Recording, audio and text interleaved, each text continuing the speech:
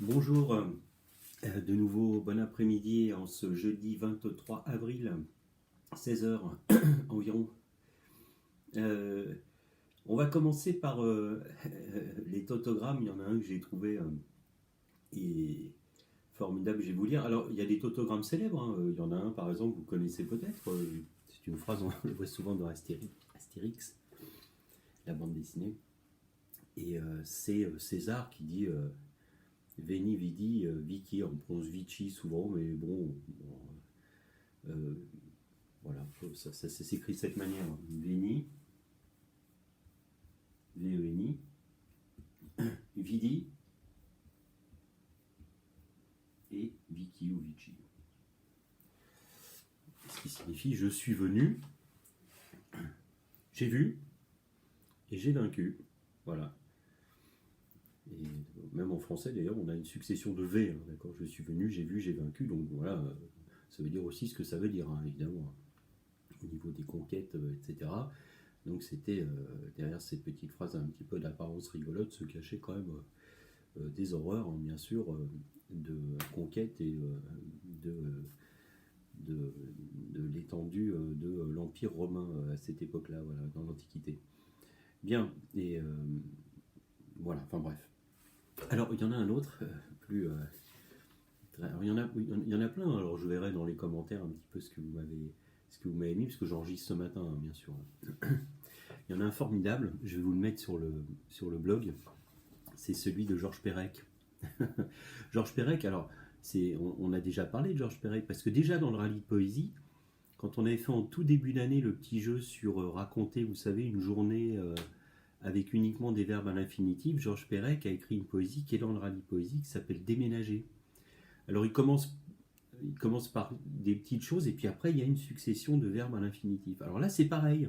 Alors regardez, je vous l'approche, mais je vais le mettre hein, je vais le mettre sur le blog dans le message. Regardez, qu'avec des C. Et le texte est cohérent, hein, c'est pas n'importe quoi, hein, d'accord.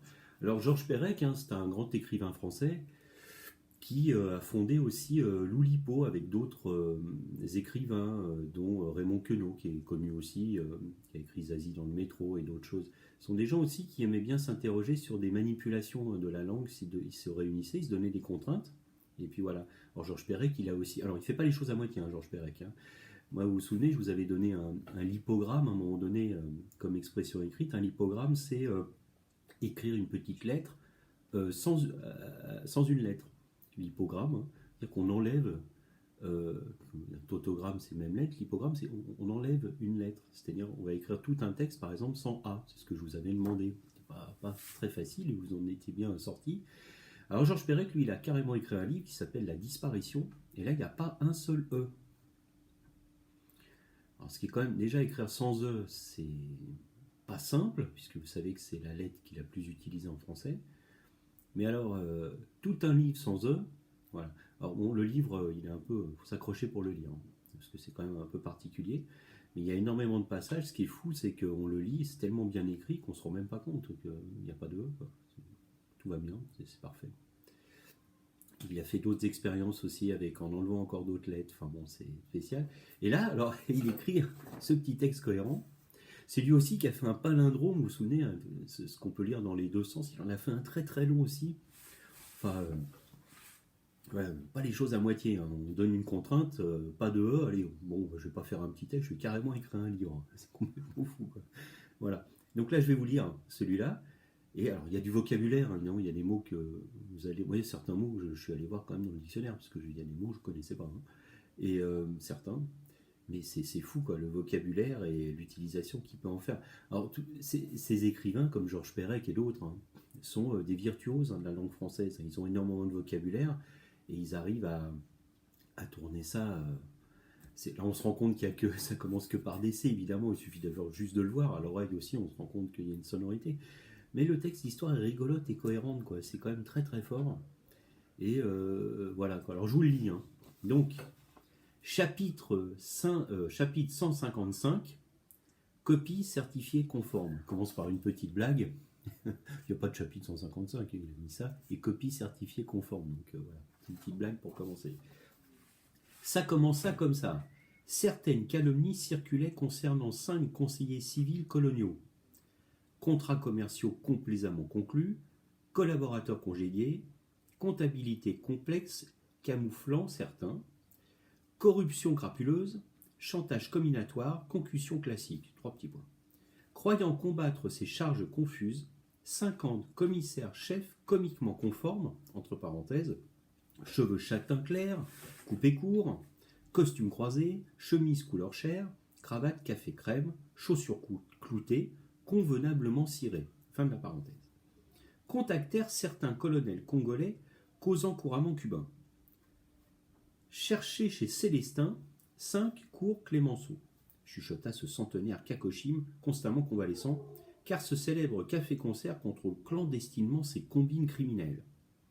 5 commissaires chevronnés coururent courageusement cours Clémenceau.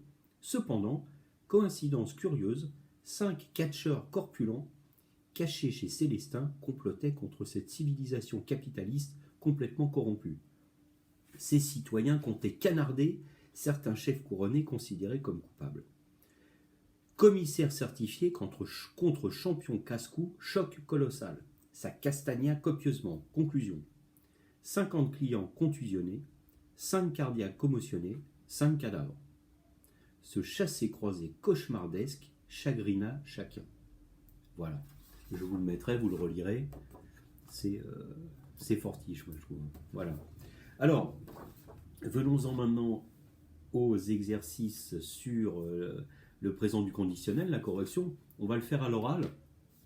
Et moi, je vais vous proposer parce que y a énormément de possibilités. C'était aussi à vous de faire. Donc, exercice 5. Recopier et complète les phrases en utilisant le présent du conditionnel. Alors là, vous aviez d'abord les conditions. Donc la première, c'est si le vent se levait, eh bien, je sortirais mon bateau, ou je sortirais mon cerf-volant, ou je m'envolerais dans les arbres, bon, etc. D'accord ? Si vous mettiez des lunettes, très bien ça, eh bien, vous verriez mieux la correction. Alors, je rappelle que le vous, peut être un vous de politesse, là, ou un vous de pluriel. Si vous mettiez des lunettes, si on s'adresse à plein de monde, vous verriez mieux le bout de votre nez, quoi. Bon, enfin, voilà, etc. Si tu te promenais dans les alpages, en altitude, tu découvrirais la renoncule des glaciers. Petite fleur qui pousse le plus haut au niveau de nos alpages français, quoi. Voilà. Si tu te promènes dans les alpages, tu verrais de beaux paysages, nous verrions, etc. Des choses. Okay. Au cas où tu partirais par le train,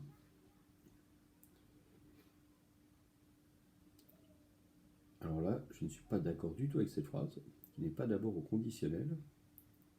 Donc, laissons-la tomber, celle-là, tiens. Dernière, si tu lui demandais gentiment, il te donnerait ou il te prêterait certainement quelque chose, quoi. D'accord ? Voilà, donc on oublie la phrase précédente, je suis étonné, tiens, je l'avais pas, ça ne m'avait pas frappé.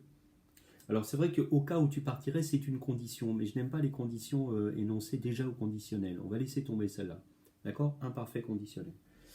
Alors, exercice 7, donc blablabla, bla, bla, bla, je relirais ce roman. Donc, si je le retrouvais, je relirais ce roman. Si j'avais mes lunettes, je relirais ce roman. Si j'avais le temps, pendant le confinement un petit peu, je relirais ce roman. Etc., etc. Donc là, on cherche les conditions. Tu trouverais un emploi.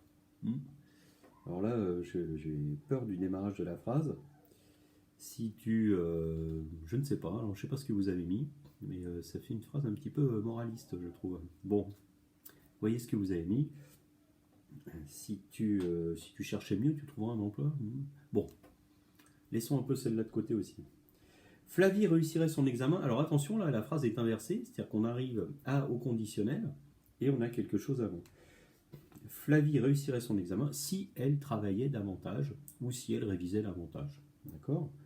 Nous les inviterions avec plaisir s'ils étaient disponibles.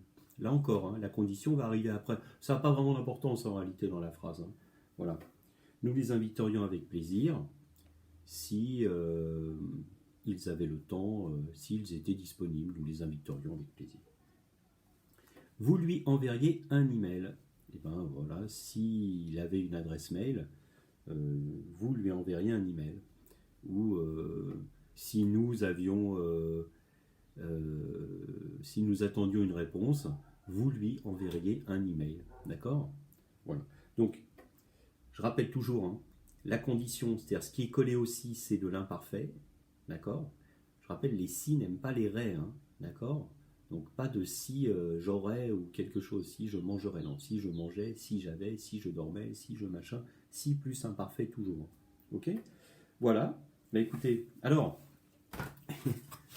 pour finir, la poésie dont je parlais ce matin, Si, de Jean-Luc Moreau. Donc, je vais vous la lire. On a des conditions à l'imparfait. Et pan, à un moment donné, le conditionnel arrive. Alors, je vous la relis. Si la sardine avait des ailes, si Gaston s'appelait Gisèle, si l'on pleurait lorsque l'on rit, si le pape habitait Paris, si l'on mourait avant de naître, si la porte était la fenêtre, si l'agneau dévorait le loup, si les Normands parlaient zoulou, si la mer Noire était la Manche, et la mer Rouge la mer Blanche, si le monde était à l'envers, je marcherais les pieds en l'air, le jour je garderais la chambre, j'irais à la plage en décembre, 2 et 1 ne ferait plus 3, quel ennui ce monde à l'endroit. Voilà. Alors, la séparation, si vous regardez bien, vous avez une succession de conditions et à un moment donné, donc imparfait, imparfait, imparfait, imparfait, imparfait, imparfait, imparfait, imparfait, imparfait. En fait, tant que vous avez les si, vous avez de l'imparfait, ce qui est assez logique, quoi. Et puis d'un coup, et là, on bascule. Donc ça s'arrête à, alors, si le monde était à l'envers, voilà. Et là, je peux partager un petit peu ma poésie de deux manières. Je vais mettre 2 couleurs. Donc ici, j'ai bien si plus imparfait dans la moitié de la poésie. N'hésitez pas à la relire. Hein. Et là, on a le présent du conditionnel.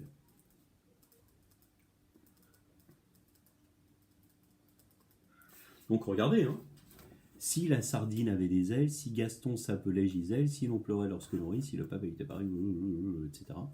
Et en bas, à un moment donné, je marcherai. Voilà, la formation, hein, le verbe marcher, on rajoute la terminaison. Ça n'est pas un futur, hein, c'est un conditionnel. Je marcherai. Je rappelle que le futur, c'est AI. Hein. Je marcherai. Je garderai. J'irai à la plage. 2 et 1 ne ferait plus 3. Quel ennui ce monde à l'endroit. Le dernier vers, il n'y a pas de verbe conjugué. Voilà cette petite poésie partagée en 2 parties distinctes. Succession de conditions et succession de conditionnels. Voilà. C'est le propre de la poésie. Hein. Dans un texte en prose ou un roman, etc., je ne sais pas si on aura quelque chose d'écrit comme ça, bon, pourquoi pas.